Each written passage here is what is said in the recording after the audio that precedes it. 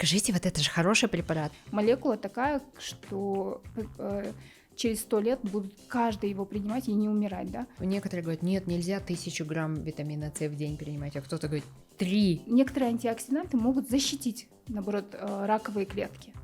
Нам бы этого не хотелось бы, да? Ваш организм привык из своей мышечной массы разрушать аминокислоты, и вы в крови всегда видите их. Они всегда есть, но их нет в мышцах. Чтобы вы понимали, насколько важная молекула АТФ. И вот если мы с ним поработаем, то все будет хорошо. Сейчас все фанатеют по молекуле НАД+. Да. Все Бибер, её да. любят. Вот, например, человек сел, поел чечевичный суп. Так, у меня теперь дефицит метионина. В обед я должен съесть какой-то белок, в котором метионин. Это вот я классический пример того, у кого мышцы не растут, я занимаюсь 4 раза в неделю. Как повезло тем людям, которые занимались до 30 физической активностью. Рядом со мной стоит хрупкая, красивая девушка, моя любовь, за которой я слежу последние 5 лет, и мне посчастливилось быть с ней на одной сцене, быть с ней в одном поле, в ментальном и физическом. Это вдохновение и муза всех функциональных, интегративных и доказательных врачей в Казахстане.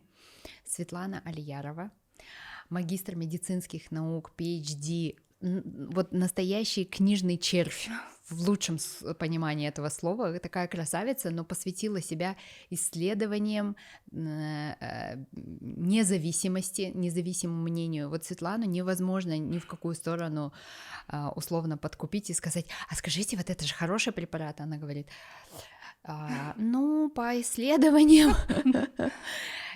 Встречайте, пожалуйста, нашу любимую Светлану Алиярову. Вот здесь сидят за кадром доктора, потому что они остались ее слушать.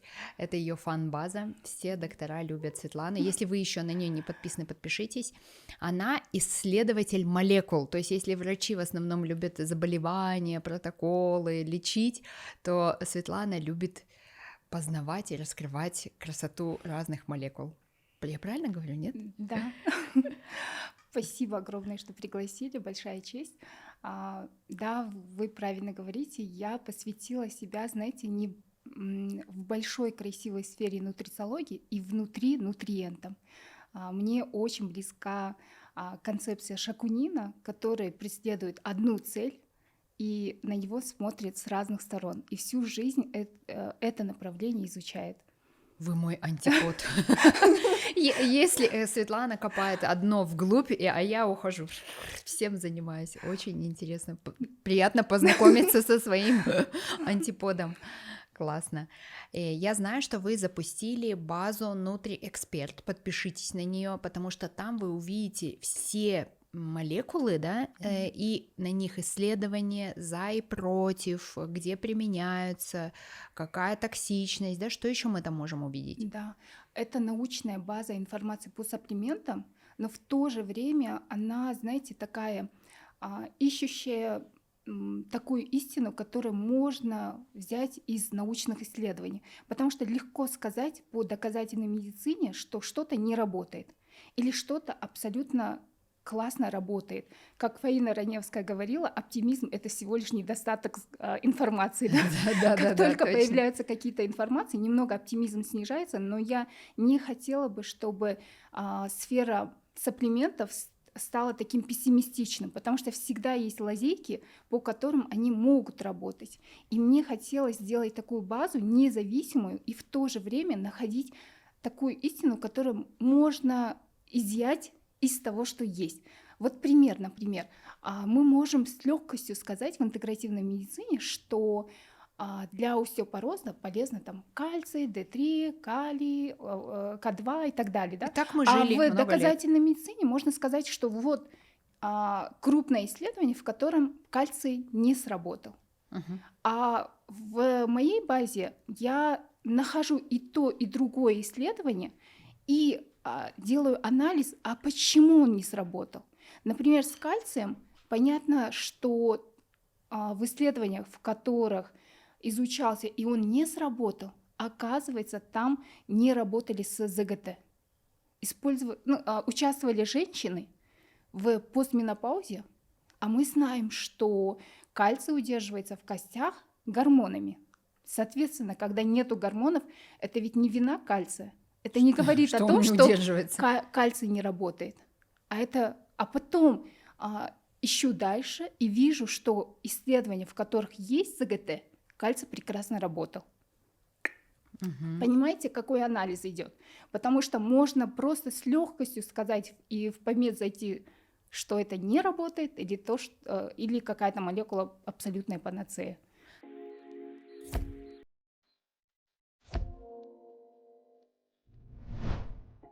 Добро пожаловать в клинику будущего.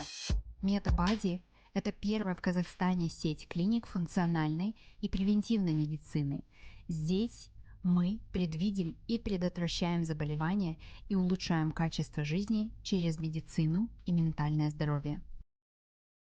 Наша главная миссия – это ваше качественное долголетие. Мы работаем на повышение качества жизни всех наших клиентов, заботясь о вас и ваших семьях на каждом этапе. От планирования беременности, легких родов до заботы о родителях в пожилые годы. Друзья, в мире сейчас, когда 2025 год на дворе, сейчас на любое утверждение можно найти 100 статей за и 100 статей против. Я вообще не понимаю, как нам навигировать. И в этом мире маяком являются такие люди, как вы, которые все это женят, исследуют. Это вот как Питер Атия. Он же, помните, сделал разгромный подкаст по поводу того, как забанили в США ЗГТ, потому что были неправильные эстрогены, Да. неправильная доза, не на той группе. Уже 10 лет женщины в менопаузе были, а им взяли, дали ЗГТ, естественно, и вот синтетический эстроген, естественно, у них у всех они залетали в рак молочной железы, да, то есть он все это реабилитирует потом, то есть Да. вы схожие, у вас миссии как будто для меня. Да, спасибо. Да, я стараюсь для каждой молекулы найти хоть Оправдание. какое-то, не только оправдание, я не хочу сделать из них полностью панацею, не бывает панацеи, да, но если вдруг он в каких-то исследованиях не сработал, для меня первый вопрос, а почему он не сработал? Например, тот же самый кремний тоже есть множество исследований, в которых он вообще никак не должен использоваться или не нужен при остеопорозе. А потом точно такая же история с ЗГТ. Например, если кальций удерживается гормонами, а с историей с кремнием, например, гормоны, женские гормоны, они участвуют в самом метаболизме кремния. Понимаете, здесь всегда есть какие-то нюансы, и когда есть такой готовый анализ, врачи, открывая, может посмотреть и сказать уже такую грамотную conclusion, да, грамотное заключение, что кальций, да, работает, но совместно вот так. У вас сейчас есть гормональные нарушения или уже менопауза, уже можно сказать, что для метаболизма, для удержания в костях нужен ЗГТ. В этом случае у вас наверняка будет отложение кальция. Тогда давайте поработаем немного с D3 или К2. То есть более грамотные решения можно принимать на основании анализа этих исследований. Да, я вижу. И действительно, вы не просто оправдываете молекулу, но еще и даете другой взгляд. Например, даже когда вот вы делали в базе, я читала по тимохину, по знаменитому черному тмину масла, да, что там работает, какая должна быть концентрация, какой патент, потому что это важно, да. И про читала у вас, и про куркумин, например, про который часто говорят, почему он не усваивается, да, сколько ни пей. С неусвоением вообще можно даже отдельный подкаст снять, потому что в целом разница фармпромышленности и БАДов заключается именно в этом.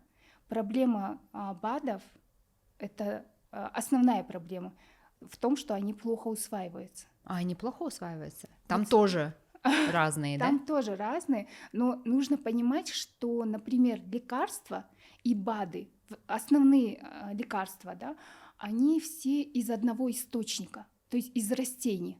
Мы же знаем, откуда аспирин, например, изначально. Салицилат. Да? Салициловая кислота из ивы. Просто его сделали в лаборатории уже аспирином. Угу. Точно так же и производители БАДов изначально смотрят на традиционные медицины. Традиционные какие у нас в письменном виде сохранились? Это аюрведа, это китайская традиционная медицина. И оттуда берут такие интересные молекулы, и фармпромышленность из него берут только активную часть. То есть находят растение, берут из него активную часть, и они максимально его делают мономолекулой. И в конечном счете она абсолютно не похожа на источник. А в БАД-индустрии основная цель в чем? Сохранить максимальную натуральность. То есть, чтобы от первоисточника он сильно не отличался. И у фармпромышленности и промышленности БАД есть обоснование на это. Например, фармпромышленность почему мономолекулу оставляет?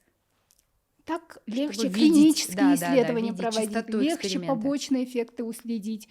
Все облегчается. И он таргетно работает.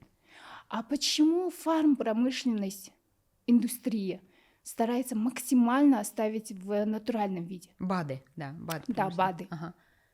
Потому что любители БАДы говорят, что вот есть активная молекула, а вокруг него вспомогательные вещества, и они же помогают ему в синергии лучше работать. То есть у и той стороны, и у этой стороны есть свои преимущества. Но у БАД выходит больше проблем, чем в фармпромышленности. Почему? Потому что здесь молекула более сложнее. Например, давайте, чтобы было понятно, с аскорбиновой кислотой, да? Давайте. В фармпромышленности оставляют просто аскорбиновую кислоту, а любители БАД, они оставляют с биофлавоноидами, как витамин С. Или аскорбаты гасят, да? Да, но это аскорбат, это та же самая аскорбиновая кислота, просто разбавленная. Я про те витамины С, которые максимально схожи с первоисточником. Типа ацеролы. Да, ещё они не аскорбиновая кислота будет в содержании, а как витамин С будет называться, да, с биофлавоноидами. И логика того, чтобы оставлять с биофлавоноидами, она ясна, да? Они лучше усваиваются. Лучше усваиваются. Да. Мгм. Но здесь же выходит одна проблема у производителей БАД, так как мы оставляем весь этот балласт, так скажем, которые могут быть и полезны, могут быть и не полезны. Мгм. То есть токсичные вещества, например, у алоэ алоин, Мгм. у красного дрожжевого риса цитринин, такие опасные вещества тоже могут оставаться здесь. А когда очищается мономолекула, это все убирается. Понимаете? И здесь есть свои плюсы и минусы.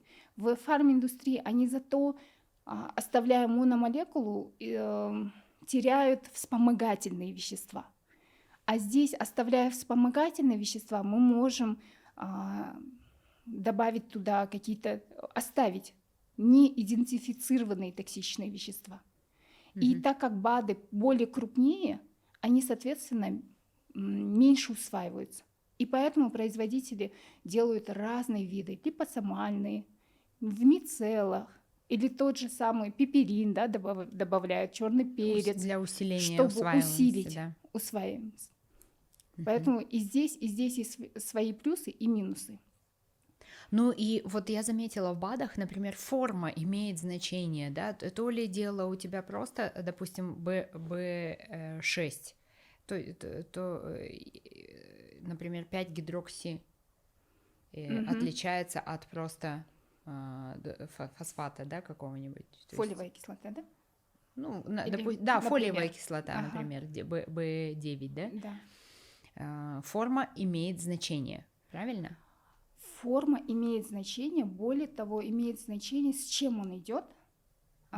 Например, тот же самый куркумин в основном идет с черным перцем. Да. Почему? Потому что у нас в кишечнике есть определенные молекулы, которые защищают нас от каких-то других молекул. Они называются, например, ЦИП3А4, либо П-гликопротеин. На самом деле они защищают не только от БАДов, но и от фармпрепаратов в том числе. Если вы откроете инструкцию фармпрепаратов каких-то сложных, да, противогрибковых, вы там увидите, что он ингибирует эти защитные реакции, либо активирует. Мгм. И с индустрией БАД то же самое происходит. Например, добавляя черный перец, мы ингибируем эту защитную функцию, чтобы больше и лучше Куркумин усвоился усвоил. куркумин. Ага. И здесь я хотела бы сказать, что, видите, и растения, и БАД мало чем отличаются. То есть организм в целом защищается и от лекарства, и от БАД. И если не делать каких-то манипуляций, очень сложно усвоить что-либо. И для объяснения, почему наш организм так сложно усваивает лекарства, БАДы, в одном конференции я услышала такую философскую версию. В конференциях ученые очень любят пофилософствовать, да, почему какие-то лекарства, БАДы не работают. И одна из них мне очень понравилась. Есть апоптоз, да? Ага, Это мгм. гибель клеток. Мгм. А они говорят, есть еще феноптоз, гибель организма. Вот Мгм. смотрите, цель апоптоза в чем? Обновить Мгм. клетки. Мгм. А цель феноптоза – это эволюция. Мгм. И они говорят, раз окружающий мир быстро меняется, Мгм. значит, мы должны под него подстраиваться. Да. А подстраиваться человек может только эволюционируя. Мгм. То есть они говорят, никакое натуральное вещество полностью не может помочь этому, если ему не помочь зайти в организм. Да. Потому что природа сама построена таким образом, чтобы мы эволюционировали. Окружающий мир не построен таким образом, чтобы мы жили вечно. Ну да, Потому да. что можно было бы жить вечно, тогда окружающий мир должен вообще не меняться. А это невозможно. Да. Да. Поэтому вот есть еще и философская часть продления молодости, да, ну то есть если твоя детородная функция закончена, логика встает женщине, а зачем ей продлевать свою гормональную молодость, если она свою биологическую функцию в принципе выполнила, да? Да. Там тоже есть как бы вопросы, они тоже сугубо философские. Да. Это как Роберт Сапольский часто же говорит у себя, он про генетику, у него Да, есть да. «Кто мы?» книга, я Да. сейчас ее читаю, и он там говорит, что вот для меня это было новостью, врачи это знают, оказывается, когда мужчина с женщиной условно скрещиваются, да, то, оказывается, выделяются вещества, которые должны убивать сперматозоиды прям с активной... Ну, понятно, съедают, мы же знаем, да, что... Но оказывается, потому что мы не хотим, чтобы в нас кто-то все-таки заходил. Это тоже такая генетическая защита срабатывает. Да, поэтому винить в том, что БАДы плохо усваиваются, это тоже не совсем правильно. В целом наш организм, возможно, ничего не хочет извне Да. абсорбировать. И производители делают разные версии, поэтому Манипуляции. липосомальные формы мицеллах добавляют такие вещества, как черный перец, имбирь, чтобы спровоцировать, чтобы он усвоился. Очень круто. Светлана, естественно, пользуясь шансом, хочется у вас поспрашивать про разные молекулы, ваши любимые, нелюбимые, ну, если такое бывает, у вас, по-моему, нет, вы смотрите же целостно на все. Вот как вы, у вас есть семинар, начнем сначала с ваших образовательной деятельности, и у вас, по-моему, было несколько семинаров, я какой-то пропустила, но первый был «Белок как основа жизни», и вы там полностью разложили, почему именно с этого вы начали? На самом деле, знаете, если смотреть из макронутриентов, липидный обмен и углеводный обмен изначально стали такими мейнстримами. Почему? Потому что люди четко понимали их побочный эффект. А побочный эффект снижения мышечной массы особо не обсуждалось. Ну, есть у нас каркас твердый, крупный, там сильный. Хорошо. Если нет, то я не спортивный человек. Я такой, да. Да, просто. и все. И на это особо внимания не обращали. Но за последние 20 лет наука прям сделала мейнстримом именно белковый обмен. Почему? Потому что мы с вами знаем, что наш организм работает по определенным сигналам. То есть это могут быть и гормоны, и определенные пептиды, да. И так оказалось, что наша мышечная масса является полноценным гормональным органом, который при движении выделяет миокины. Миокины – это сигнальные молекулы. которые могут доходить до мозга, до печени, до поджелудочной железы и сигнализирует о том, что как нужно правильно работать эти молекулы. Сколько чего Нап- сейчас нужно, да? Например, Да. очень интересный миокин, их очень много. В 2012 году один открылся, иризин называется, иризин. Он что делает? Он выделяется при движении, и он переводит белый жир в бурый жир. О, А мы наша знаем, что тема. бурый жир Да. это где много митохондрий, да, термогенез и так далее. Помимо этого, он дает сигнал нашим костям, чтобы коллаген минерализовался. Мы знаем, что кости состоят из органической части, неорганической части. Органическая часть, если это коллаген, а минерализация – это гидроксиапатит. Мгм. И вот они просто так не могут пойти и строить Сами себя, да. новую ткань или костную массу. Для этого нужен определенный сигнал. И этим сигналом является, например, ирисин, миокин, который выделился из мышц. Представьте, каждое ваше движение выделяет определенные миокины и Класс. дает сигналы. Ага. Или другой. Например, есть сейчас новые вышли уже, называются, например, СПАРС, противораковые. То есть каждое ваше Вот движение, здесь повнимательнее, спарс, что делаем? да, просто двигаемся. А. То есть каждое движение дает нам сигналы. И сейчас такая теория. Мы ведь просто сделали акцент на липидный обмен и углеводный обмен максимально. А вдруг все хронические заболевания, с которыми мы боремся, из-за того, что мы недополучали достаточное количество сигналов. Потому что Ага. мы мало начали двигаться. Да. И когда мы понимаем, что наша мышечная масса полностью гормональная система, которая дает сигналы, нам не захочется ни грамма терять. Потому что он дает сигнал и в мозг, и в поджелудочную. Все рецепторы будут хорошо работать. Для каждого органа есть определенный миокин, который выделяется нашими мышцами.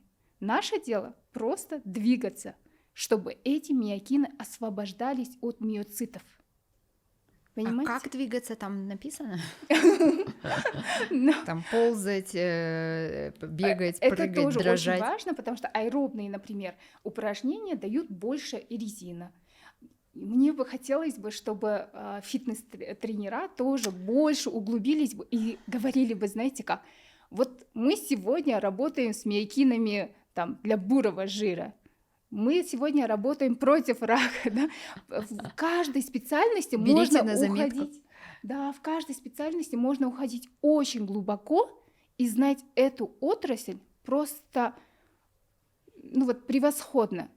А сейчас беда же в том, что мы то туда, то сюда, Вырываем. даже фитнес-тренера хотят заниматься и тем, и тем, и тем, а на самом-то деле именно в своем направлении можно найти просто углубление в 100-кратном размере, чем сейчас вы знаете.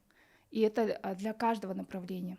Очень интересно. И вот А почему вот говорят сейчас, если говорить про тренировки, многие, допустим, говорят, что именно HIIT тренировки, High Interval Intensity Training, дают именно максимальный эффект на митохондрии, на утилизацию? Да, это тоже работает, но к нему нельзя подходить, когда у вас мало мышц, да?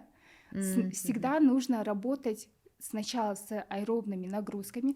Такие исследования тоже есть.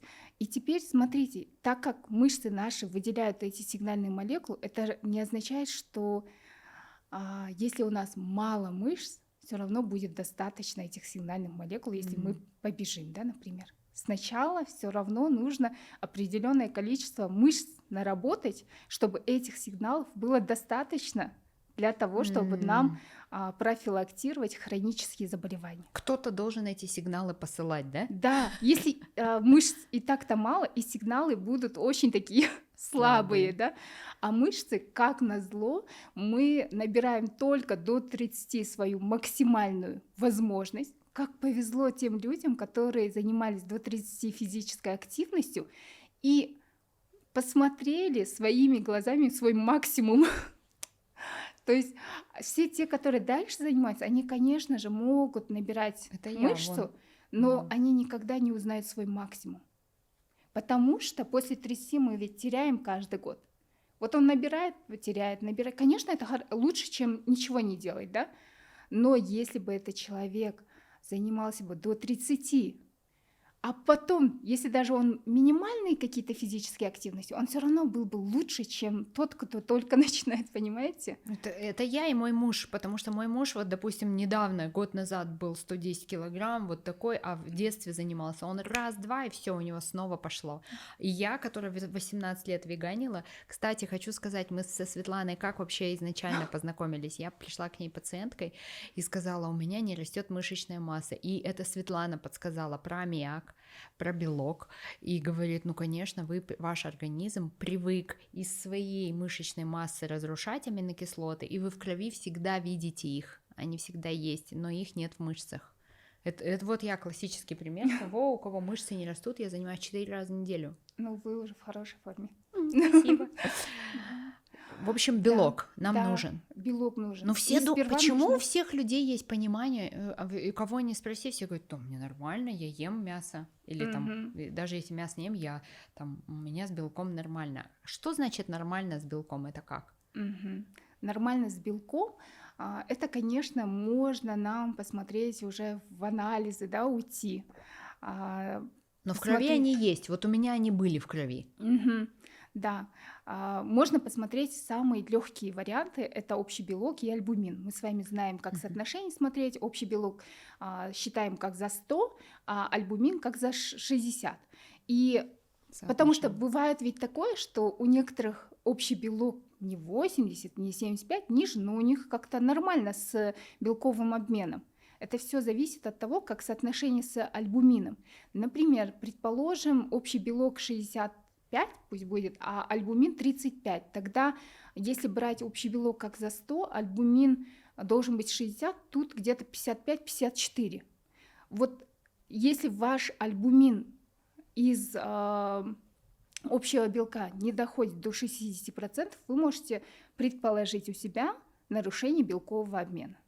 И потом только дальше идти на какие-то сложные анализы, да? Например, пул аминокислот. Как Вы я сдавали, сдавала да, для вас, пул да. аминокислот. Он удобен тем, что мы ведь знаем, что есть 20 аминокислот. Из них 9 незаменимые. Что такое незаменимые, которые мы должны получать из пищи?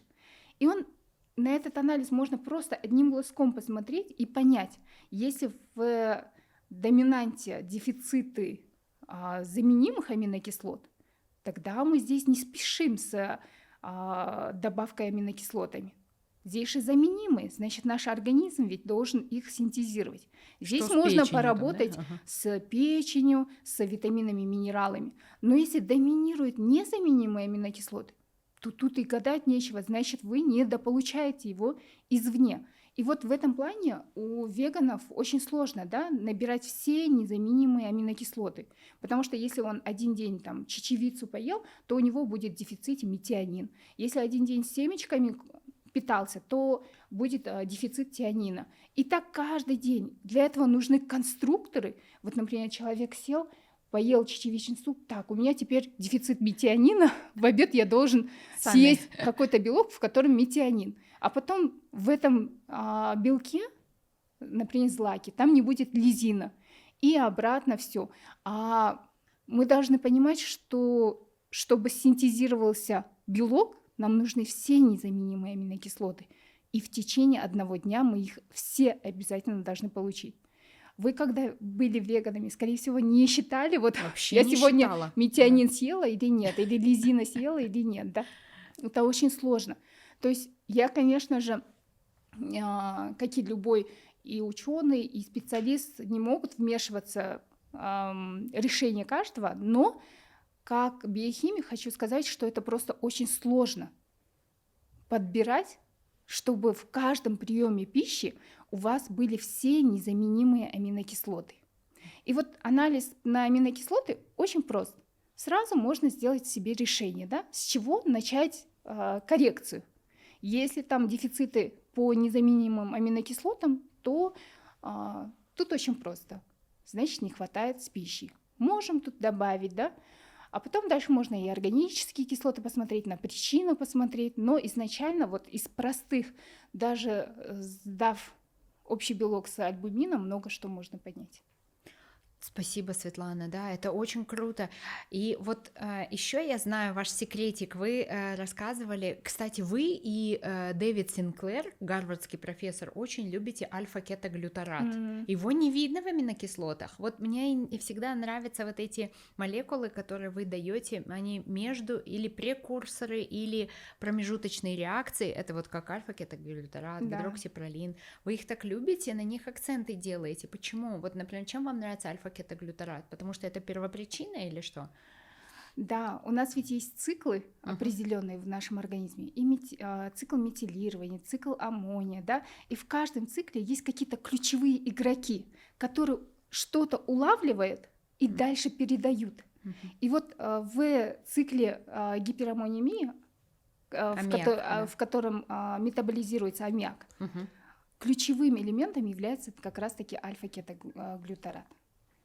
Поэтому в каждом цикле есть множество минералов, витаминов могут быть. Но поверьте, в каждом цикле есть свои фавориты, которые сыграют, возможно, ключевую роль, одна добавка. И вот здесь поэтому я полюбила Она такая альфа-кетоглютарат. корневая, как корневая чакра. Все корневой кирпич, да? Да, но я сейчас бы посоветовала бы еще дальше взглянуть и посмотреть на работу митохондрий. Почему? Потому что сейчас Давайте. очень много исследований выходит по поводу именно мышц белкового И обмена митохондрий. и митохондрий. Раньше эта корреляция немного такая неясная была, а сейчас прям очень хорошие даже клинические исследования есть. Есть одна добавка, которая просто сейчас исследуется на уровне клинических исследований, швейцарские исследования. То есть в исследованиях тоже есть такие неписанные законы. Если, например, это исследование, предположим, китайского, да, происхождения и так далее, они спешат быстрее молекулу вывести на рынок, и они могут на первых порах делать такие слишком оптимистические заключения и говорить, что это чуть ли не Вау, панацея, да, да. А вот когда мы читаем такие швейцарские или более европейские, да, исследования, они всегда боятся делать оптимистические заключения, и они несколько раз перепроверяют. И вот эта добавка, которая вот сейчас исследуется на восстановление сил мышц с помощью работы митохондриями, он исследовался в Швейцарии. Вы Что о нем это за- знаете, но многие о нем забывают. Знаете, сейчас я вам напомню. Барабанный, Да, да? его прям можно всем. Митохондрии, как они взаимосвязаны с мышцами? Мы понимаем из-за того, что там Чем- АТФ, да? мгм. Там происходит фосфорилирование аденина, и мы получаем АТФ. Чем больше качественнее АТФ, тем у нас и больше сил.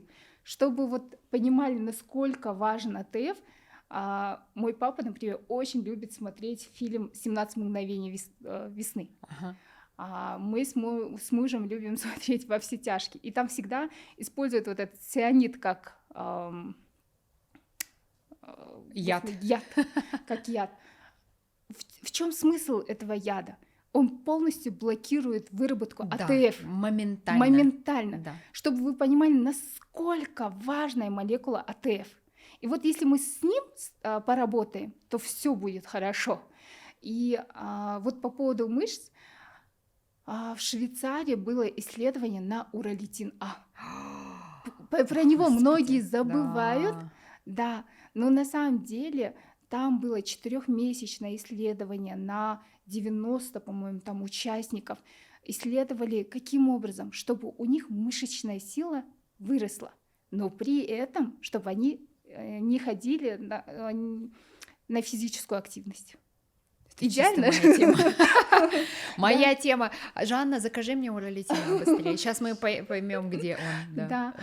Да, потому что если бы исследования участники принимали бы эту добавку и при этом занимались бы физической активностью, как мы поняли бы, что это действительно работает?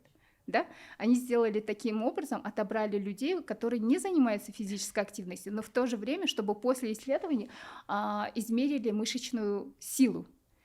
И уролитин А замечательно показал себя. Представляете, это такие ученые, которые не дают сразу оптимистических заключений. А я-то к нему так себе.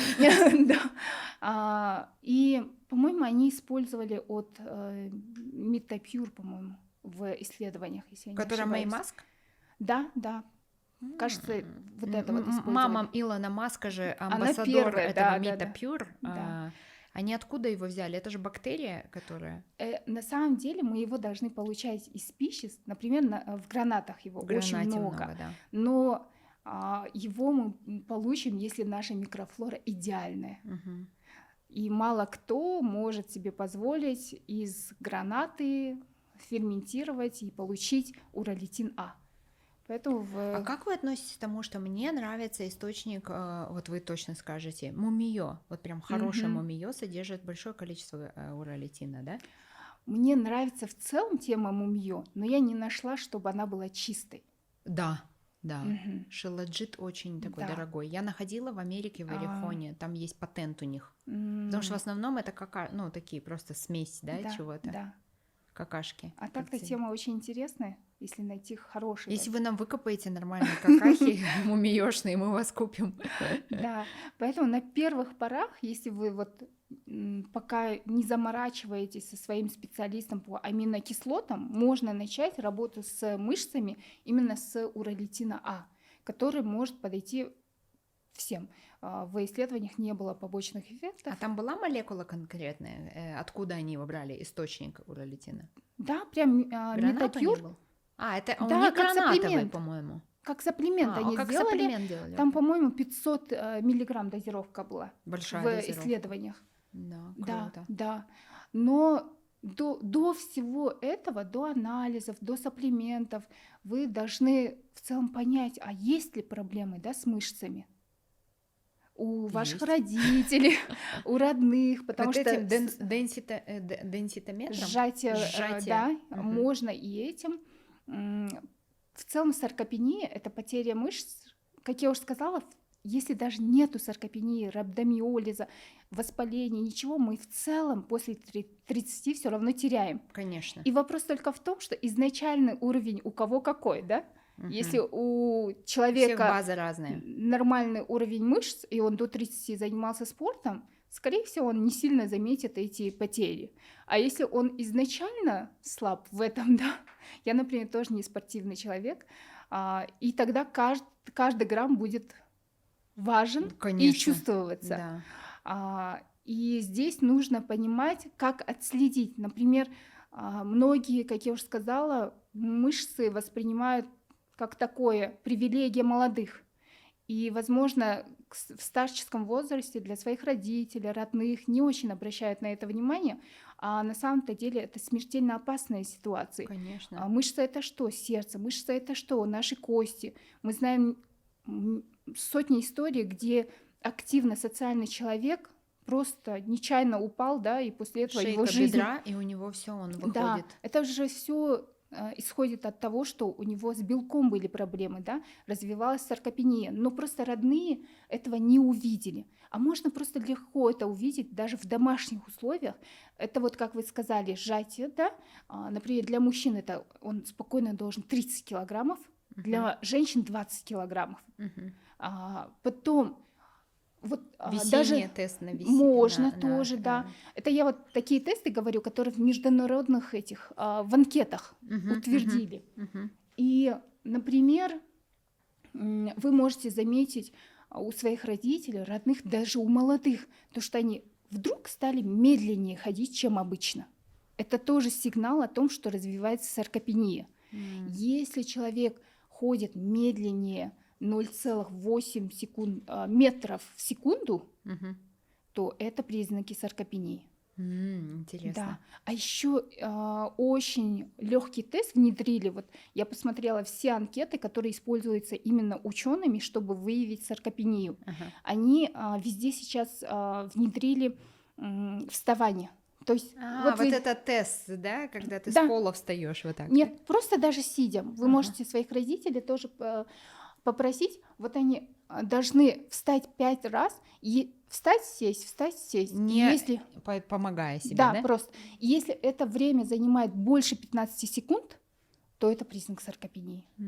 Очень интересно. Да. Классный И тест. вот эти вот самые первые моменты нельзя упускать. Потому что саркопения — это, если мы теряем в год там по 2%, при саркопении мы можем терять 13% мышц, представляете, в год.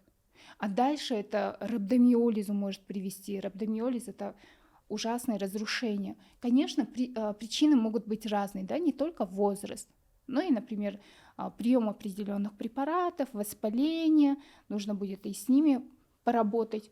Но самое важное — это вот заметить, что с мышцами что-то не так, и начать работу. Хотя Ты бы всегда вот с знаешь это. уролитином. Мне кажется, любой человек это Слабее знает. Мы становится, да? просто не обращаем, не придаем этому значения, так же? Да.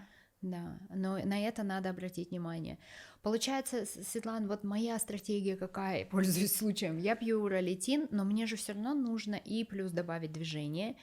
А как вы относитесь еще к вот вот мы же говорим, что наши митохондрии, мышцы, во-первых, утилизируют глюкозу, это GLUT4 рецепторы, да? Мгм. То есть чем больше мышц, тем больше GLUT4 рецепторов, которые очень хорошо и инсулин, глюкозу утилизируют, да? А что еще для митохондрий работает? Вот ваши любимые добавки. Вот многие говорят НАД+, многие любят там ацетилкарнитин, да? Вы тоже делали обзор большой по ацетил. Да. Ацетилкарнитин. Карнитин, он же у нас должен сам синтезироваться из метионина и лизина. И многие исследования говорят о том, что в целом нету дефицита у тех людей, кто пьет, кто кушает мясо по метионину и лизину, да? Но тем не менее по оргкислотам мы можем увидеть, что есть уже проблемы с жировым обменом. Мы же знаем, что для энергии мы должны использовать углеводы, потом жиры, и если вообще нет, то только к белкам переходим, да? И вот вы спросили про разрушение собственных мышц.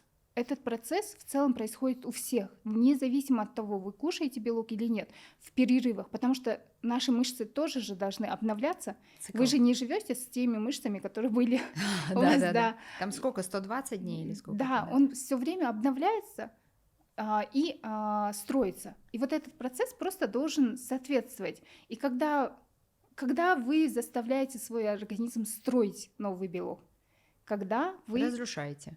занимаетесь спортом, Да. например. Вот вы позанимались спортом, и у вас анаболитические процессы пошли. И в этот момент что вы должны дать организму? Стройматериал. Да, кушать белок, аминокислоты. Иначе вы запустили процесс анаболитический, и в этот момент не дали стройматериала, тогда ваши мышцы все равно будут строиться, но будут За счет заимствовать чего-то. через ваши же мышцы. Понимаете? Да. Вот. Ваш вопрос был? Куда-то вообще в другой. Я тоже... Для митохондрий, вот карнитин, получается, сам Про должен... карнитин, да, я рассказывала, и хотела просто закончить свою мысль, что карнитины многие могут найти в исследованиях, что они не совсем, возможно, сработали, и я хотела бы сказать, что да, он может не сработать, если нету дефицита. Просто нужно здесь уже, если вы назначаете такие вещи, как карнитин в форме ацетилкарнитина, то вы должны просто убедиться в том, что действительно у этого человека есть дефициты предшественников, таких как метионин и лизин, к примеру. Или его просто можно стимулировать, например, витамином В2. Вот. Потом еще вы про НАД, да, хотите Да, знать? вот, допустим, ты добавил уролитин А. Сейчас все фанатеют по молекуле НАД+. Да. Все Бибер, её любят. да, И его жена. Бибер. И мне сейчас в клинику пишут и говорят, у вас есть НАД-капельницы? Я говорю, да, они у нас есть уже 5 лет. То есть прям очень большой запрос. В чем прикол? На самом деле, знаете, У нас ведь, мы же с вами знаем, что у нас в организме происходят определенные биохимические процессы с помощью ферментов. Фермент — это белок, но они не активные. Его активирует кто? Кофакторы или коферменты. А что такое коферменты? Это производные витаминов группы В. В1 – тиамин-пирофосфат, В2 – фат, В3 – нат, да? В9 – тетрагидрофолат, В12 – аденозилкобаламин и так далее. То есть есть реакция, которая нуждается в ферменте. Фермент – это белок, он активируется с коферментом. И вот таких коферментов много. Фат, нат, да, и так далее. Но почему-то именно нат сейчас стал актуальным, а не другие коферменты. Он точно такой же кофермент, который участвует в окислительно-восстановительных реакциях. То есть в каждой клеточке какие-то другие коферменты. Да. Дело в том, что он стал популярным, во-первых, из-за того, что выяснили точную корреляцию со старением. Как только человек начинает стареть, уровень НАДа тоже совместно снижается. Это Дэвид Синклер 25 лет уже изучает НМН, Да, НР. да. Сейчас скажу, почему НМН стал очень популярным. И вот оказалось, что НАД очень коррелирует со старением. Почему? Потому что мы начинаем меньше его синтезировать и больше использовать, потому что он же используется при репарации ДНК, а ДНК все время у нас разрушается, портится и так далее. И так оказалось, что он больше, чем остальные коферменты, коррелирует со старением. Поэтому на него сейчас бум. Помимо этого, звезды, такие как Бибер, его жена, да, стали очень активно использовать, потому что ученый с Гарварда, возможно, вы его знаете, Синклер. Да, Дэвид Синклер, да. Который 10 лет назад, по-моему, пиарил ресвератрол. Да. Очень активно, пока у них конфликт с другими исследователями не возник. И вот он человек, который ищет молекулу долголетия. Ресвератрол, да, у него механизмы очень интересные, а сейчас он говорит, что более интересно работать с НАД. Да. Он начал использовать, потом начал его прям сделал таким мейнстримом миллиардер Брайан Джонсон, который переливает кровь своего ребенка, да, вот сына. Он в своем протоколе тоже внес НАД+. И после этого просто НАД+ сейчас стал как Оземпик, да, взлетел его популярность, все звезды начали его принимать. Теперь, а насчет его действия понятно, как кофермент, он во всех клетках участвует.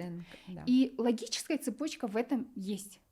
Теперь, принимать или нет? Есть в разных вариантах. Раньше это было НАД как просто таблетка или капсула. Мы поняли, что это слишком большая молекула, и он не усваивается. Потом вышли предшественники. НМН, НР. С рибозой, которые, да. Они более меньше и являются предшественниками и прекрасно усваиваются. И третье, вышли капельницы, тоже усваиваются. И с предшественниками и с капельницами мы видим, что они прекрасно поднимают уровень НАД в плазме. Да. Но теперь возникает вопрос. Любые добавки, витамины, минералы мы разве принимаем для того, чтобы повысить его в плазме? Наша основная цель в чем, когда мы принимаем определенную добавку? Терапевтическая цель. Чтобы лечение. Он в процессах участвовал. Он что-то сделал для нас. И здесь они начали его изучать. Изучили на мышках. Основная терапевтическая мишень для НАД – это инсулинорезистентность. Да. И на мышках он прекрасно работал, и рецепторы на инсулина более чувствительные стали. Ну а пока на людях этого эффекта пока нет. Ждем пока исследований, в которых он сработал бы, на людях нет, но я могу по нему ответить только на вопрос, действительно ли добавки и капельницы поднимают ли уровень в плазме этого вещества, который снижается с возрастом. Да, поднимает. Интересно. Слушайте, а вот Дэвид Синклер, у него есть стартап такой, который называется Tally. по определению биологического возраста. Вообще, на самом деле, сейчас в мире есть разные тесты возраста, да, то есть Да, кто-то да. смотрит по антителам, по вот в Да. Швейцарии, кто-то Теломеры. смотрит по метилированию, кто-то по теломерам, кто-то по там, эндокринной системе, по гормонам. И у Синклера вот эти добавки, они состоят из 4 молекул. Это резвератрол, который он долго изучал. Да. Я их брала, но не допила, короче. Теперь допью, потому что, видимо, и он мне недостаточно продал. Альфа-кетоглютарат, ваш любимый, который там содержится. 3 молекула, это вот была НМН. И 4, он очень любит глицин. Вот я так и не поняла, за что.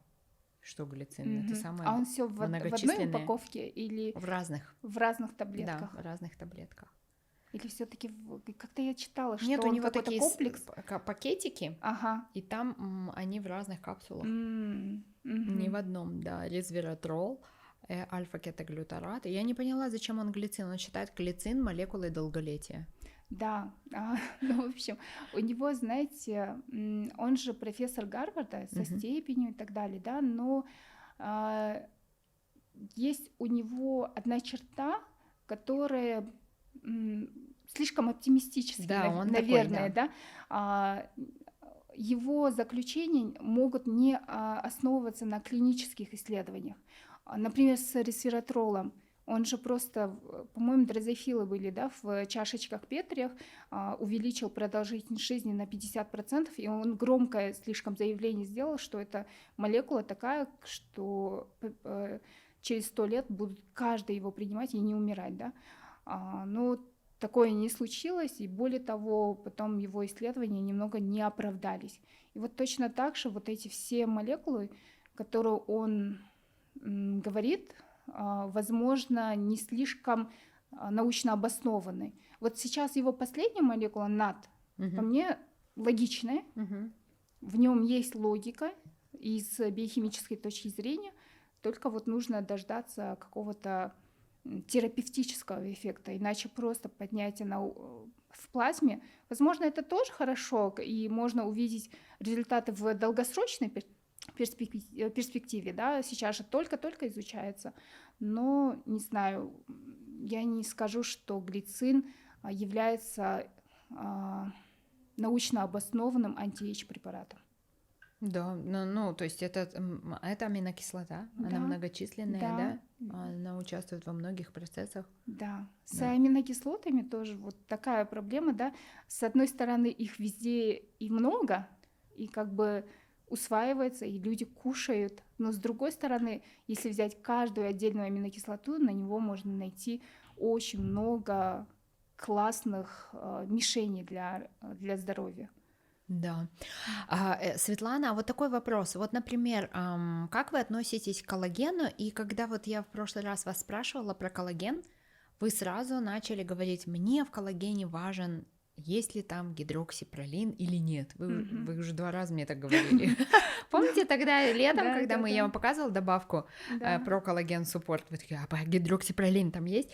Что за зацикленность на Да. гидроксипролине биохимическая? Да, мне понравилось, что вы не просто создали какой-то сапплемент, а долго изучали, я помню, вы много изучали разные виды коллагена и разные молекулы, и спрашивали. Коллагены мы знаем, что сейчас есть разные, и самые такие актуальные — это пептидные, да, коллагены. В чем же их отличие пептидных коллагенов? И вообще они усваиваются или вообще просто распадают в кишечнике? Да, столько вопросов про коллаген. Очень много. Да, если смотреть про пептиды, они ведь бывают разные. Есть крупные, да, есть средние, есть совсем маленькие, которые являются сигнальными. И вот смотря на какие куски разделены эти пептиды, можно уже отталкиваться. Если это крупные, да, они действительно распадаются на аминокислоты, но нужно понимать, что они не только на аминокислоты распадаются, но и на определенные пептиды. И если эти пептиды, например, мы же говорим про коллаген, если эти пептиды совместно, они короткие и совместно с гидроксипролином, у них есть сигнальная часть.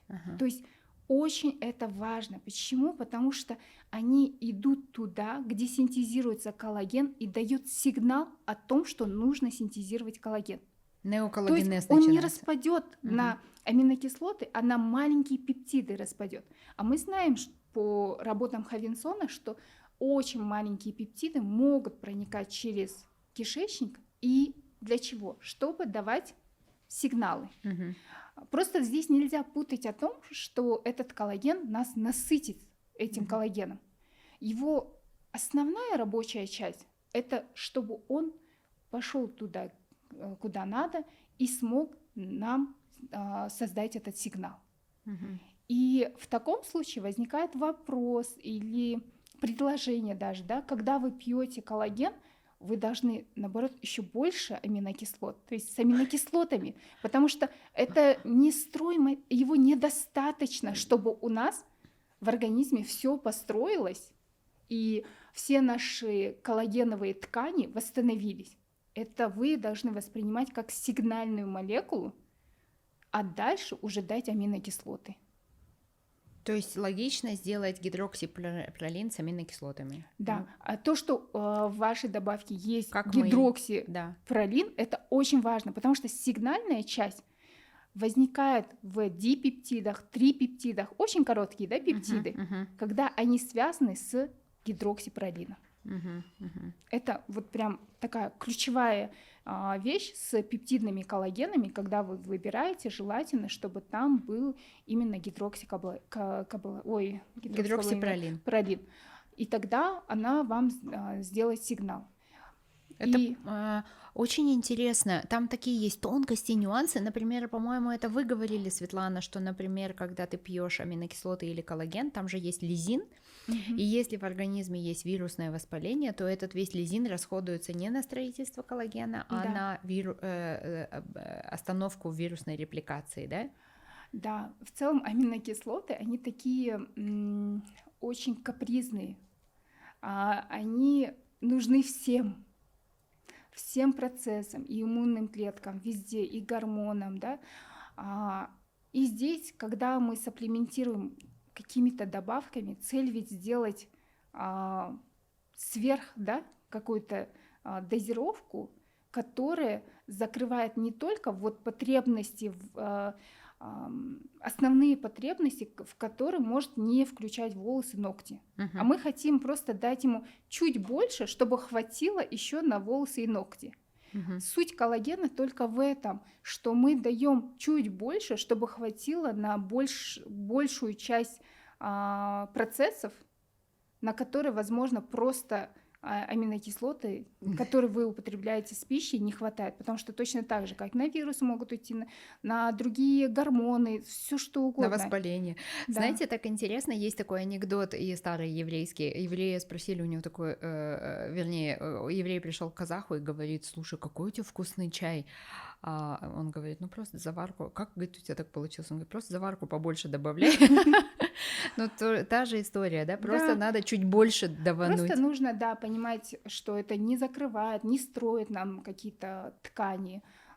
Это вот сейчас самые современные варианты, то, что мы из них можем извлечь, это сигнальную Но часть. там же тоже есть аминокислоты. Да, Как-то конечно, оно есть, строит. и это тоже пойдет, да, но там же Но дозировки недостаточно. Да, небольшие же. Поэтому мы сделали 5 грамм, потому что все коллагены на рынке, которые я вижу, это 1-2 грамма, и это Мгм. коммерческая больше история. Да. Это такая, чтобы Но кто-то может трусы сказать, держались. что с моим килограммом мне нужно 100 грамма белка, куда эти 5 граммов уйдут, да? Да. Но Так наша тоже, задача, но- чтобы был сбалансированный прием пищи, и Да, хотя здесь бы вот основная этот часть, дельту. то, что у вас есть сигнал, и дальше вы уже, да, конечно, можете. Этот же коллаген вы можете принимать с холодцом, да, холодец кушать. Холодцом, а, с растительным Да, протеином, со и вот смузи. вы с гидроксипролином эту часть просигнализировали, а дальше дали необходимые аминокислоты, и процесс пошел. Очень круто. Также и с БЦАшками ведь. Вот спортсмены, да, любят БЦАшки. На самом-то деле они нам не строят что-то из мышц, они сигнализируют. То есть на прием БЦА у нас анаболитические процессы начинаются. Мгм. И получается, когда вы даете БЦАшки, вы наоборот должны дать этому организму что? Аминокислоты, потому что вы процесс начали. Анаболитические процессы кто у нас начинает? М2. Тестостерон может тестостерон. начать, инсулин может начать, да? Мгм, Точно так же и БЦАшки могут начать, мгм. потому что они взаимосвязаны с МТОР, Мгм. который нам дает синтез. И в этот момент вы простимулировали эту часть, и представьте, не дали аминокислот.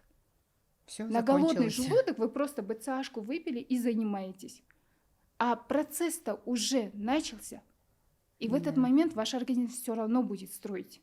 Анаболитический Хоть из чего, да? процесс начался, потому что. И он просто будет у вас это все отнимать. А какую роль играет кремний в этом процессе?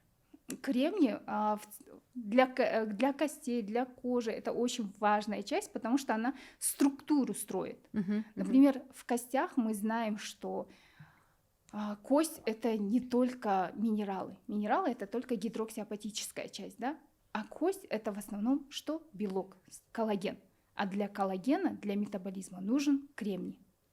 А для кремния нужны наши гормоны. Почему в молодости все классно работает?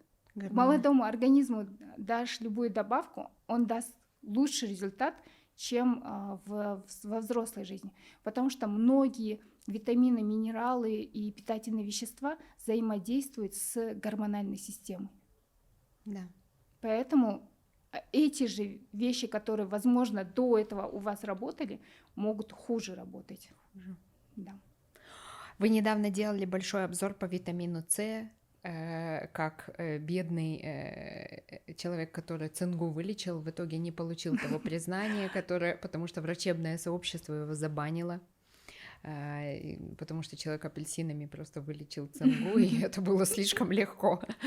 Как вы относитесь к витамину С и его дотациям? Потому что на рынке очень много, некоторые говорят, нет, нельзя 1000 грамм витамина С в день принимать, а кто-то говорит 3.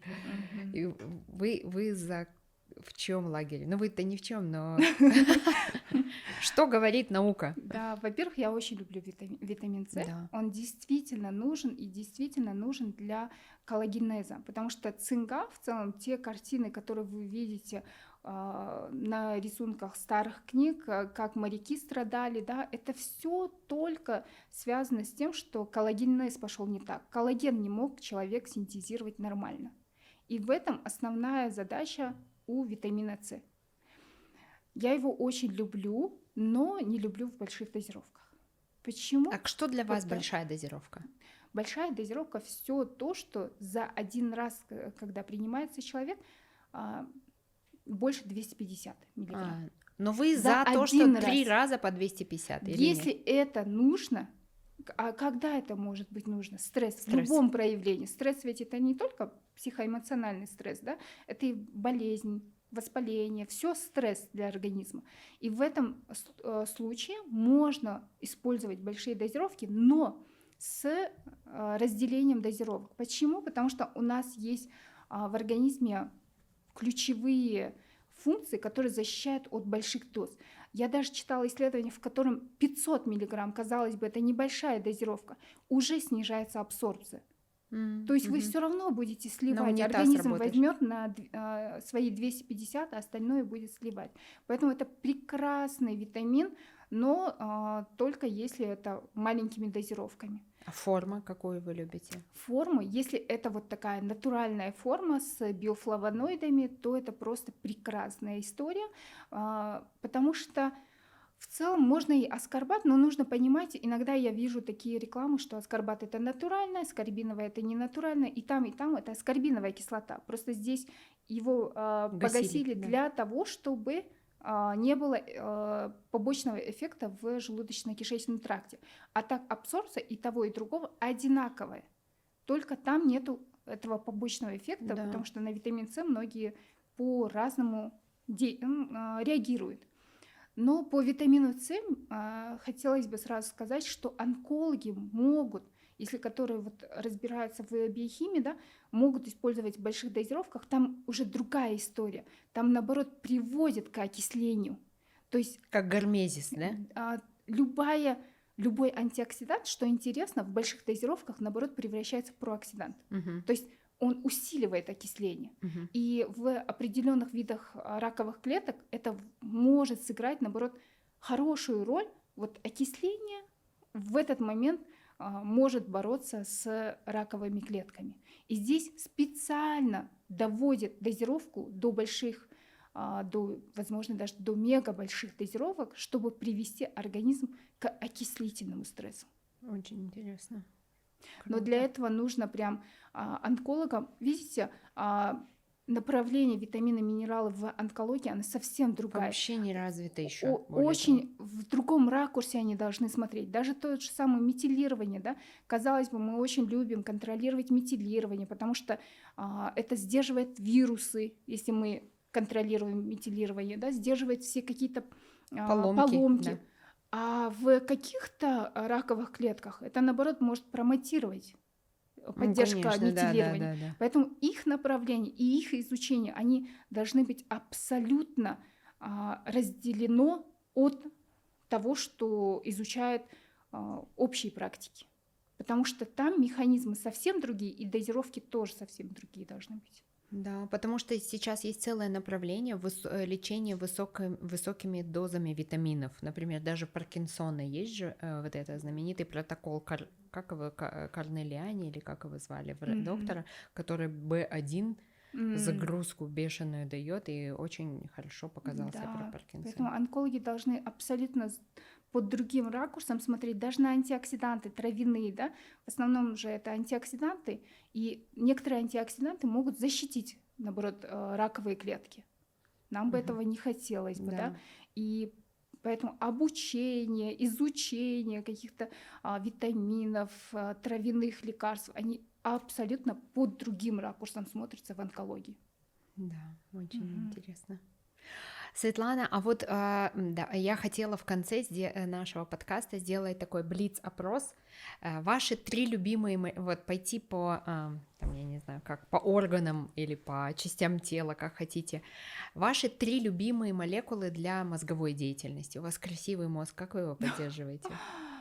Спасибо. Ну, вот сразу хотелось бы сказать, что всем и все точно не подходит. Да, ну вот ваши да, конкретно, в моем понимании. Но вот для мозга то, что четко коррелируется с когнитивными, Опять с доказательной базой. с когнитивными свойствами, и у которых есть хорошая база, это витамин В12 и литий. О, да. Например, по витамину В12, это у нас уже сейчас хорошо, все сдают, своим родителям смотрят. Буквально 50 лет назад от него умирали. Казалось бы, от дефицита витаминов сейчас никто не умирает, да? А вот именно от дефицита витамина В12 до недавних времен люди умирали, потому что это очень важная молекула, в первую очередь для когнитивной системы. Мы с вами знаем, если вы читаете очень много литературы по болезни Альцгеймера, абсолютно ничего не помогает на самом-то деле, да, когда уже это развивается. И что максимально приближается к эффекту, это витамин В12. Его ни в коем случае нельзя снижать, особенно для взрослых. Пожалуйста, у всех, у кого есть взрослый родитель, в первую очередь нужно проверять уровень хотя бы в сыворотке. Конечно, его можно по-разному посмотреть и в ткани, и кофакторы, да, но просто даже обычный сывороточный витамин В12 покажет, если он слишком низкий, такие низкие показатели, которые действуют уже на мозг. Оказывается, вот когда делали таблицу и изучали в одном исследовании, очень интересный вопрос, какая дозировка достаточно, какая норма в крови достаточно, чтобы проникала в мозг. Это выше 600.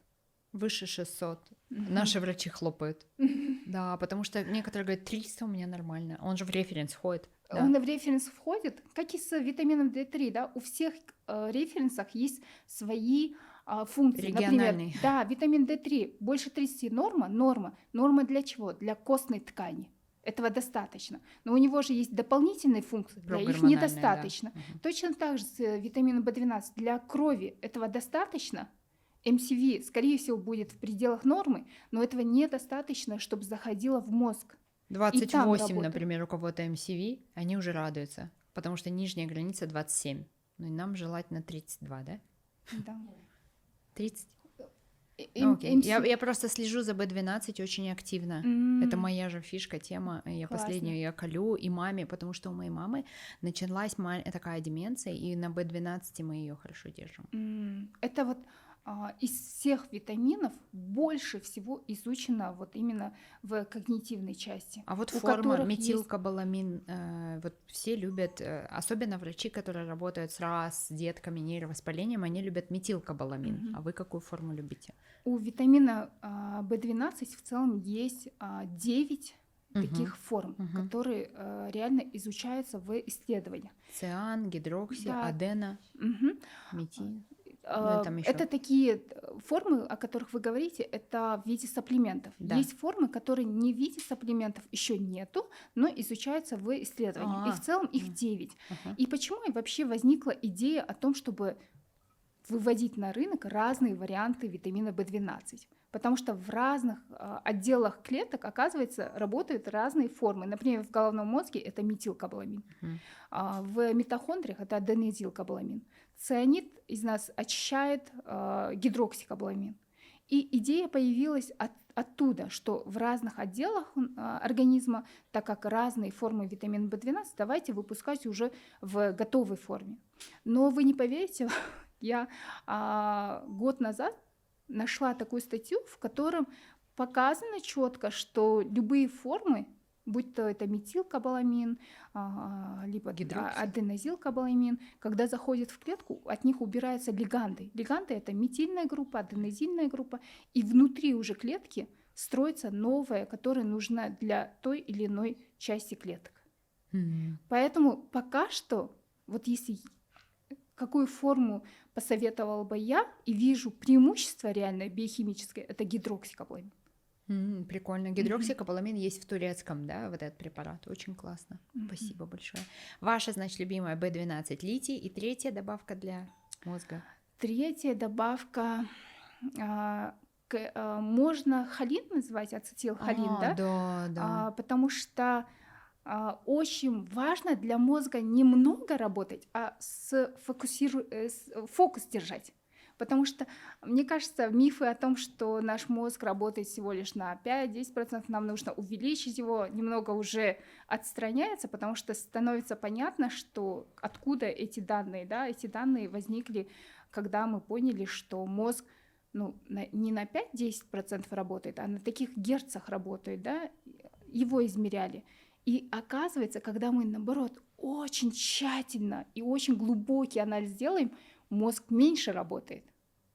Потому что работают те отделы, которые, так скажем, специалисты в своем деле. У нас в мозге же тоже есть определенные специальные участки. И вот когда мы тщательно что-то хотим понять, наоборот, в головном мозге работает малая часть. А это означает, что фокус важнее всего. Важнее того, что мы научили бы свой мозг больше работать. И в этом смысле ацетилхолин прекрасно работает, да, держит фокус, но с ацетилхолином, лецитином могут быть вопросы у зрителей в том плане, что очень много они вначале были на хите, а потом на хайпе из-за ТМАО, да, что они могут развивать ТМАО, приводить к сердечно-сосудистым заболеваниям. Но нет, таких точных данных нету, чтобы вот человек принимал холин или лецитин, и это приводило к повышению ТМАО. Потом эти все исследования, конечно же, опровергли, сказали, что, скорее всего, это у людей с СИБРом больше связано. И помимо этого уже производители вышли на новый уровень и предлагают нам, например, цитринин, если я не ошибаюсь. Да? Это форма ацетилхолина, которая меньше всего... Цитоколин, я извиняюсь, цитринин, это же токсичное вещество в красном дрожжевом. Цитоколин. Он меньше всего поднимает уровень ТМАО. Поэтому, наверное, B12, литий и цитоколин. Это холин, но тот холин, который проникает через гематоэнцефалический барьер, и тот холин, который меньше всего поднимает уровень ТМАО. А вот я на вашем обучении, когда была, вы в одно время любили, например, L-тианин больше, чем мелатонин. Помните, вы делали, что он лучше на сон влияет даже, чем мелатонин? Вообще вопрос того, чтобы давать уже готовые продукты или предшественники, я отдельно прям изучала, заходила в эту тему. И знаете, что касается и витаминов, что касается и веществ активных в нашем организме, я пришла к выводу, что мы лучше и больше должны заниматься предшественниками. Потому что я нашла такие данные, например, когда давали человеку только сформированный витамин А, в форме ретинола, а не бета-каротин. А у нас ведь есть ферменты, которые превращают бета-каротин в активную форму. Эта ферментативная система начинает страдать, оказывается, когда мы все время даем готовую форму. Эти гены даже выключаются, это и есть эволюция, да? Эпигенетика. У казахов, кстати, бета-каротин плохо переваривается, потому что мы все время жир ели, и нам нормально. А нам нужны совместные формы. И тот, и другой, который есть. И поэтому во всех темах сейчас я придерживаюсь того, что, скорее всего, лучше давать либо комби, либо предшественник. А это включает гены? И плюс кофакторы, это хотя бы не снижает их эффективность и сохраняет в том тонусе, который есть. Если вы все время будете давать в готовой форме, он будет снижать эффективность того, что уже сейчас есть. Представляете, мне кто-то из лаборатории генетически сказал, вот на Казахстан мы смотрим все ген-тесты, у вас прекрасно работают ФАЦ-2 гены, которые конвертируют омегу из жира, да, омега-3. Говорит, такого мы не видим, например, у европейцев, потому что они едят морскую пищу, там анчоусы, сардины и так далее, и получают омега-3 в чистом виде, да, рыбий жир. А мы не могли, поэтому мы просто из курдюка должны были это вытащить условно, да, и вытаскивали при помощи ФАЦ-2, ну, там, ФАЦов. С омегой там ведь не конечная цель, это омега, дальше уже еще есть ферментативная система, да? Еще дальше, экозапантоеновой, докозагексаеновой кислоты. И сейчас еще новая молекула вышла, да? Плазмологены. SPM называется, это против воспаления, он оказывается... Вот, плазмологены, да. После экозапантоеновой даже кислоты. И сейчас уже продаются такие добавки, в которых омега с этой активной молекулой. Вот я такие в Америке взяла, есть компания, которая производит плазмологены, и они лучше работают при воспалении. Потому что при воспалении ваша омега может даже не успеть превратиться в те молекулы, которые борются с воспалением. Да. Он может на воспаление окислиться или пойти по воспалительному пути, да? И в этих случаях, конечно же, можно, но это временно, дать уже с готовой формой, чтобы отработать это воспаление. И во всех случаях точно так же. Если вот есть временный период, в котором можно отработать, здесь можно активные формы. А так, чтобы прям супер увлекаться с активными формами, во-первых, это не всегда доказано, например, как витамином В12, а во-вторых, мы можем нарушить работу ферментативной своей собственной системы. Классно. Я хотела еще вас спросить, 3 года назад я читала ваш пост про отличие, например, урсодезоксихолевой кислоты от тутки. Вы любили тутку, потому что у нее менее токсический эффект, но еще тутку любят, вот, например, Фокин недавно подкаст делал классный про тауродезоксихолевую, что она у нее есть ноотропный эффект, помимо желчегонного и так далее. Вот вы все так же тутку любите больше, чем... Да, скорее всего, потому что там тутка уже готовая на одну ступень больше биохимических реакций, там произведено уже в промышленности, да, чем в урсодезоксихолевой кислоты. Она уже конъюгирована с таурином. И плюс к этому я в целом люблю аминокислоту таурин. У него очень много хороших свойств, которые реально доказаны.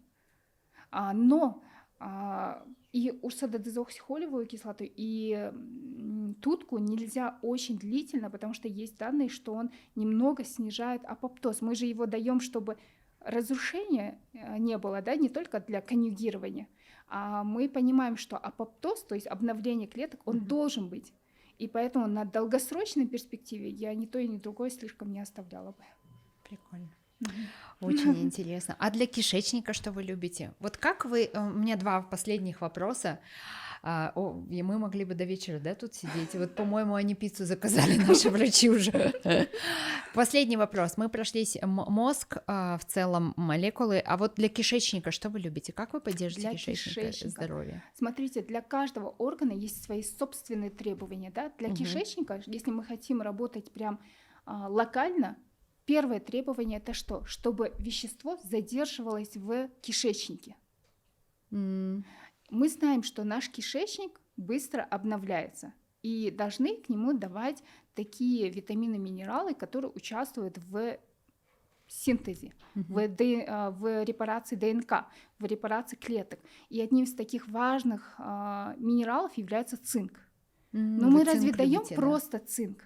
Мы не даем просто цинк для кишечника. Мы даем тот цинк, который задерживается на поверхности кишечника. Карнозин? Да, за счет карнозина. Я слушала все, понимаете, Светлану я слушаю и читаю вот так.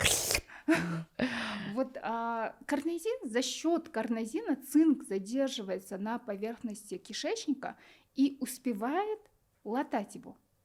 Поэтому Вот, Светлана, сори, у меня сейчас СДВГшная тема пошла, меня подтряхивает. БПЦ 157.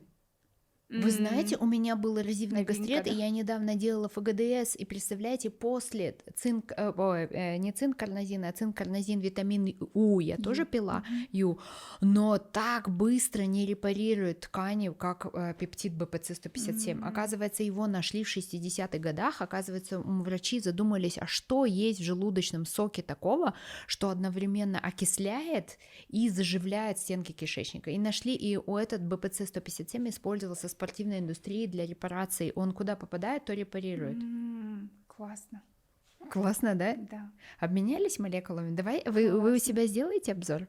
Да, давайте. А он уже есть, да, получается? Я не знаю, ну, то есть есть препарат БПЦ 157, он есть подъязычный, есть я думала, кремовый. у нас уже есть. можно Есть у привезти, нас, да? да. Давайте вам передам, да, вам давайте. будет интересно. Вот из таких, это цинк-карнозин.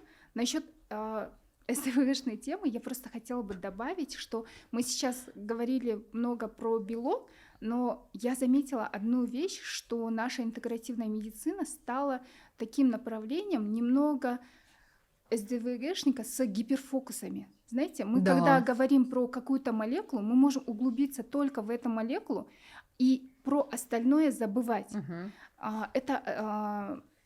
Я вот только рассказывала, что это такая деструктивная мысль в интегративной медицине, когда детали важнее целого. Мы должны все равно да. не забывать про все, потому что по статистике, знаете, что интересно, человек борется и делает акцент на одно заболевание или на одну молекулу, а в конце может умереть или пострадать от другого заболевания. А в конце То его есть- троллейбус сбил. То есть тут нельзя делать гиперфокусы только на одну часть проблемы, нужно больше смотреть Причинно-следственный. на высоте птичьего полета. Вот врачи должны смотреть более крупными мазками. Я и из-за этого придумала эту платформу научную, да, чтобы у врачей на детали не уходило много времени, потому что невозможно сохранять у себя все детали и при этом видеть все комплексно. Это как в книге, возможно, вы читали про СДВГшную тему, пишет Кэтлин Нада, да, по-моему. Мгм. В Амазоне есть у нее книга «Приключения в ускоренном темпе» называется. И там Очень она интересно. пишет про женщину, СДВГшницу с гиперфокусом, которая увлеклась написанием статьи и не заметила, как сгорел дом. Это я. Поэтому нельзя превращать нашу сферу с СДВГшную тему с гиперфокусами, иначе мы можем пропустить все остальное. Потому что я замечаю, когда специалист изучает одну тему, предположим, это гомоцистеин, везде видит высокий гомоцистеин, и все проблемы связывают только с гомоцистеином. А на самом деле можно упустить более другие важные моменты, да? Я согласна, да. Или там с остеопорозом. Мы можем просто уйти в минералы и забыть про органическую часть. Или тот же про гомоцистеин. Мы знаем, что гомоцистеин сильно действует на костную ткань, да, и может разрушать, вызывая окислительный стресс. И вот хотелось бы, чтобы сейчас начали специалисты более обширно и все пункты видеть, а детали оставить на нутриэкспертов. Да, друзья, пожалуйста, подписывайтесь на базу NutriExpert Светланы. Это прям любимая моя рекомендация, любимая база. Видите, я все знаю благодаря вот этой базе. Ну, как все, Не только. свой гиперфокус ловлю. Так, Валентин, мне где достать? Сейчас сижу, уже полчаса думаю. Спасибо большое, Светлана. Жду вас еще. Ждем от вас. У Светланы есть прекрасный курс «Белок. Основа жизни», аммиак. Я их немного снесла, потому что у меня такая проблема. Я всегда говорю, мне не нужен хейт, я сама себе хейтер. Данные обновились, и я их снесла, чтобы переписать. Был отличный курс. Но ждем, но это классно, ждем, значит, такой апгрейд, version 2. А вы не хотите сиквелом идти, вы просто как Камерон бы снял одно, и потом снес бы, не надо это смотреть, будем новое смотреть. Да? Вы как Нолан. Этому вебинару, оказывается, уже 4 года. Ну, по вам он устарел, да?